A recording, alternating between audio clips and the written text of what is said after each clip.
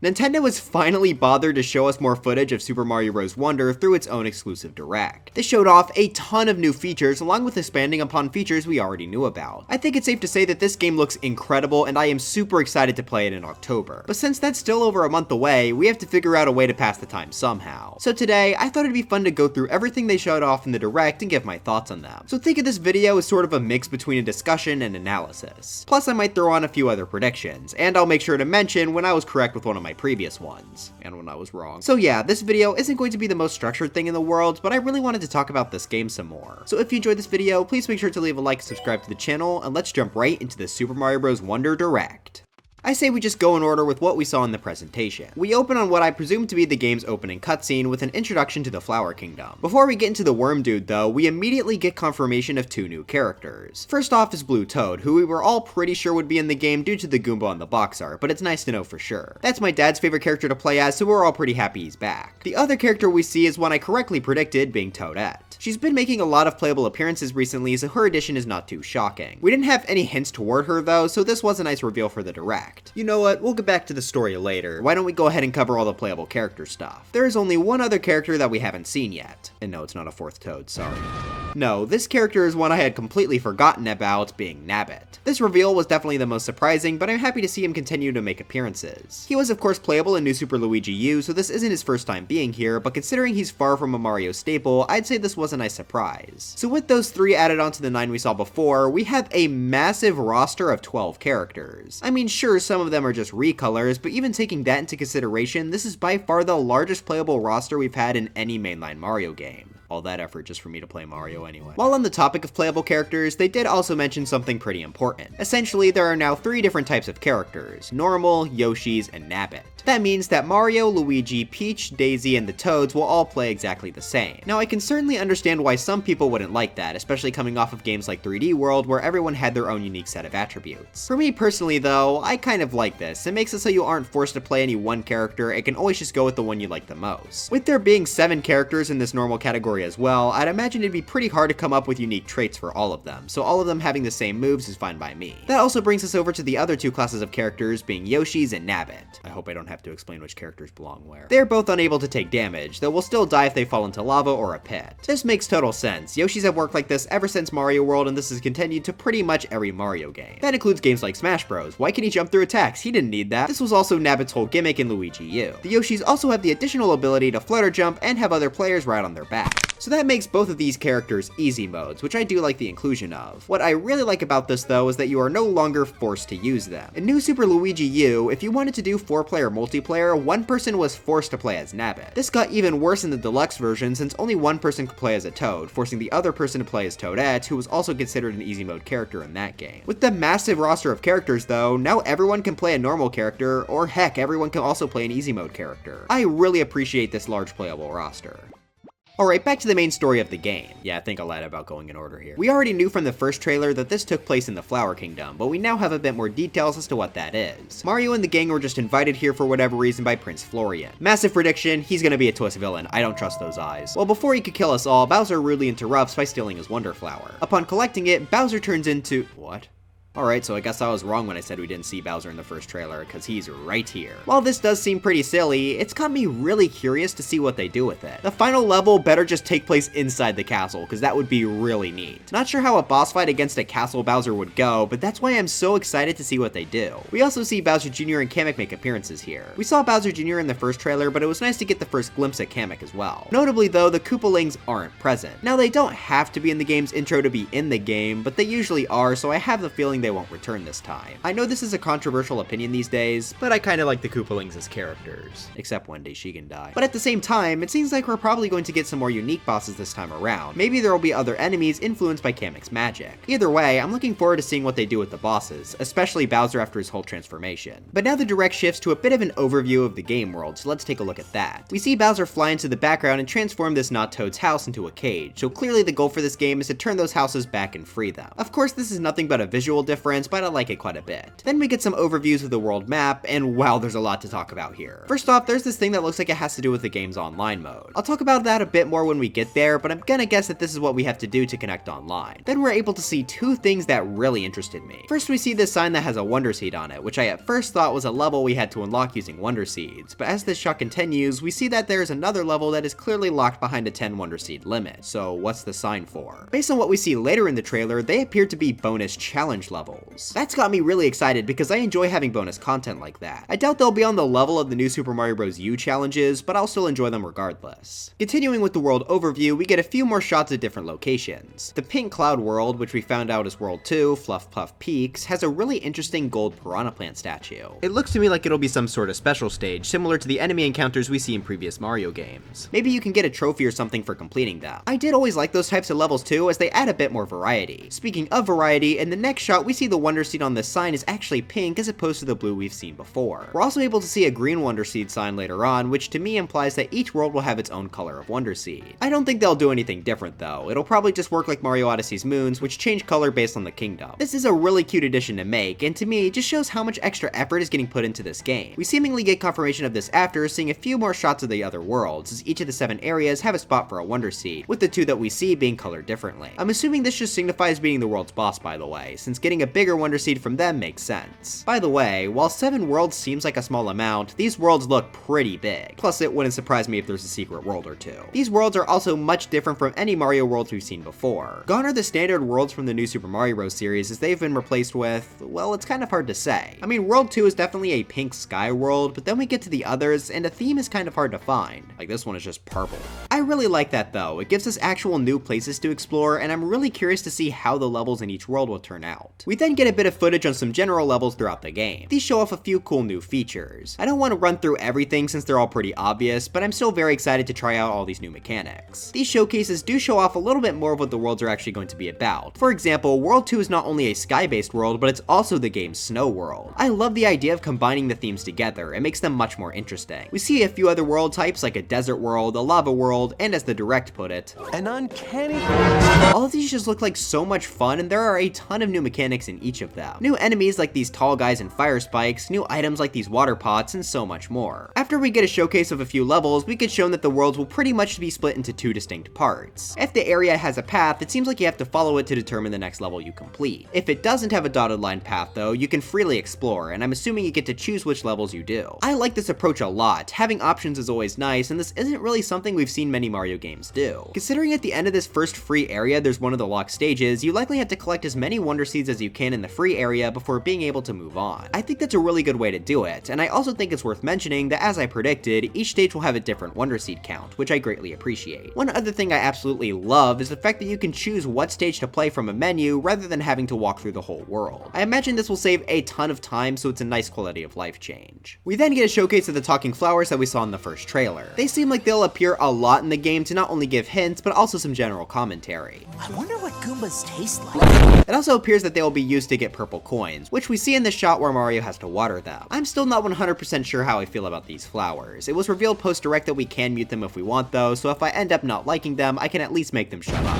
I think it'll all come down to how much they're used, and it seems like quite a bit as almost every other shot has at least one of them. That officially brings us over to the character section, which we already talked about at the start. There are a few other things I wanted to mention though. First off, there's a random option, which I think is a nice addition. Perfect for anybody who can't decide between Luigi or Light Blue Yoshi. It's a very heated debate. Outside of just the characters though, during this section of the Direct, we see Daisy do something that's pretty important. She's faced with the Pokey, but only has a shell to defend herself with. But luckily, this game reintroduces the upward throw from Super Mario World. If you've ever played Mario Maker, you'll know that Mario World is the only game style where you can do this, which makes me extra happy to see it return. It's not a huge change or anything, but I look forward to seeing how this move is utilized in the game. Also, I didn't mention it before, but Yoshis can also eat things, which looks very weird. Not really sure how I feel about that face. It's a bit wait, is that Dry Bones?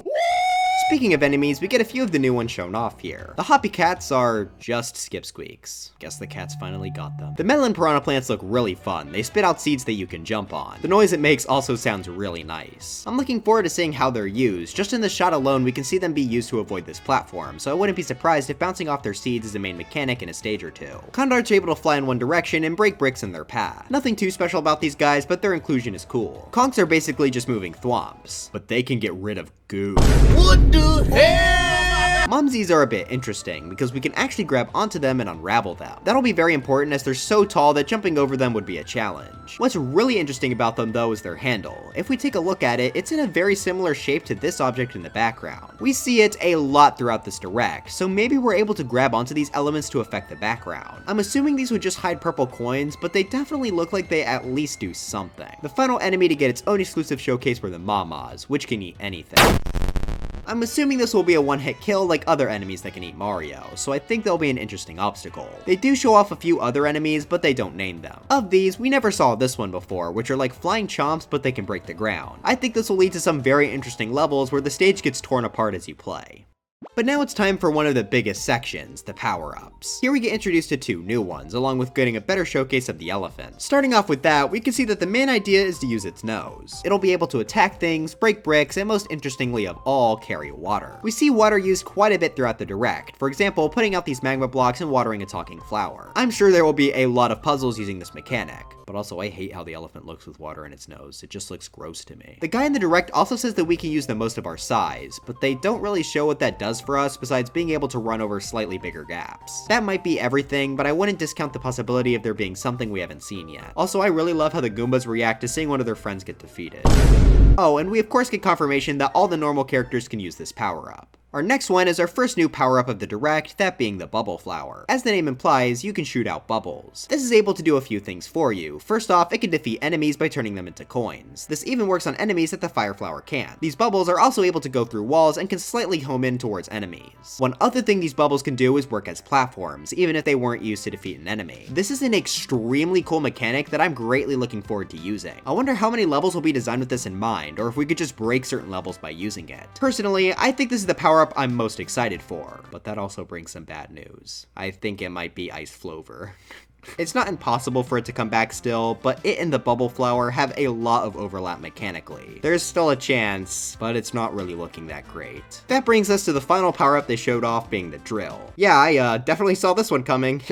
Yeah, you don't need to check out my other power-ups prediction video because, I mean, there's no reason to, right? We all know I put the drill for Mario Galaxy 2 in S tier, so why even bother going back? Despite this being pretty similar to the drill we've seen before, this does actually have some differences. For starters, it's sort of a fusion between the drill and the spiny Shelmet, as it will kill anything that attempts to land on Mario. I think that's a good addition, because just the drill abilities by itself would be a bit boring. Speaking of those, this of course lets you dig through the ground. Now this does seem like it could be a bit of fun, but I'm also a bit scared for it. See, one of the most annoying things in the new Super Mario Bros. Series was trying to collect every star coin in a stage and then seeing one of these mini pipes. Then you'd have to back out of the stage and equip the power up to get it. I just hope that every level that has something to collect with the drill gives us a drill in the level itself. One final notable thing is that you can also drill through the ceiling, which does look pretty cool. Before moving away from the power-ups, I just want to say I love the little animation each one of them gets. They are really working hard to make this game visually appealing, and this just looks so much better than how every other previous power-up animation looked. You're also able to store power-ups, which I think is a helpful feature. Just like in 3D World, the amount you can hold will also grow based on your player count.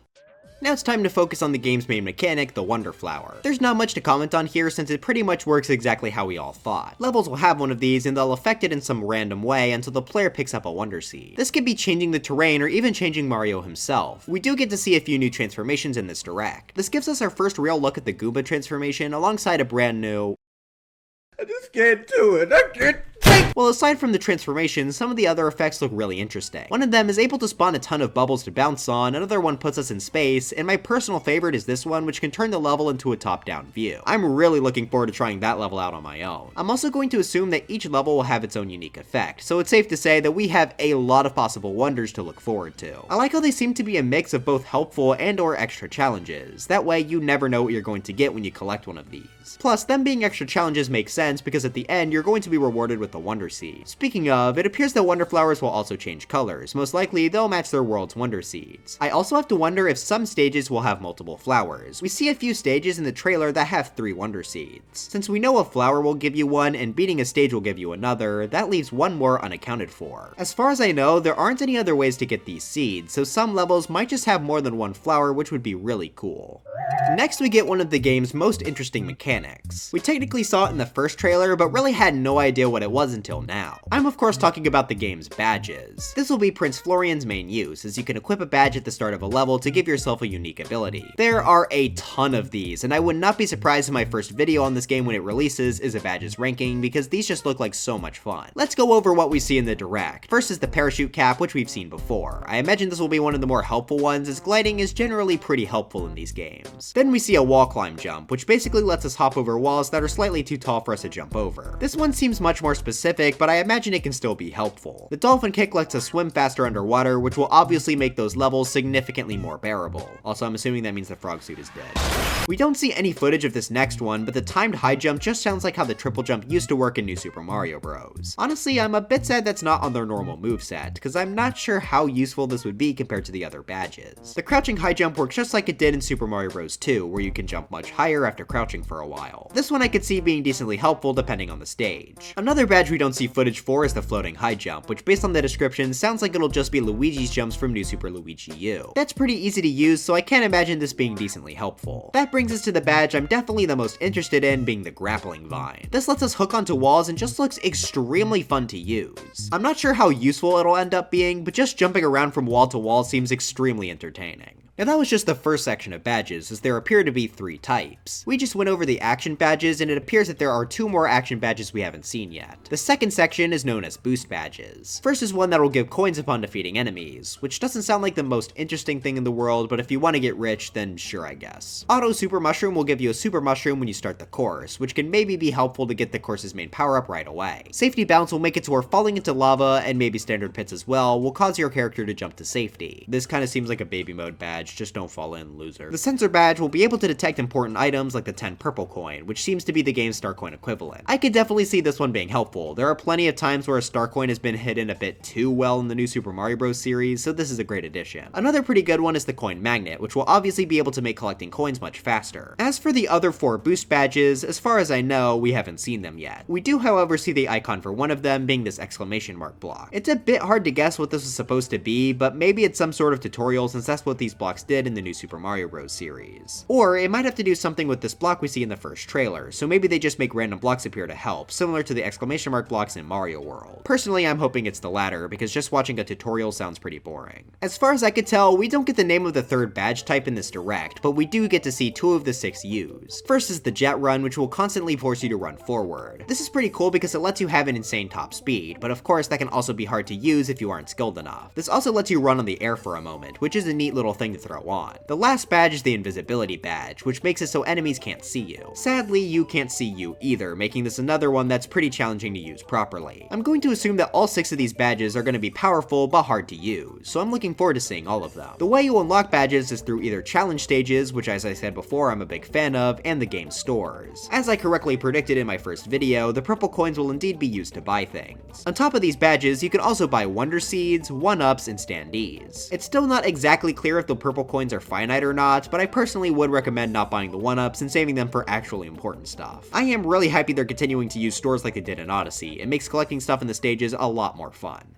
But for our final section of the direct, we have multiplayer, and this section is the one I was the most mixed on. First off, local play works exactly how you'd expect. Up to 4 players can work together to beat a stage. Now, instead of going into a bubble when you die, you'll become a ghost. If someone touches you within a certain time frame, not only will you be revived, but you also won't cost the team any lives, which is a nice touch. That all works how I would expect, but when we get to online play, we start to have some problems. For starters, you can't.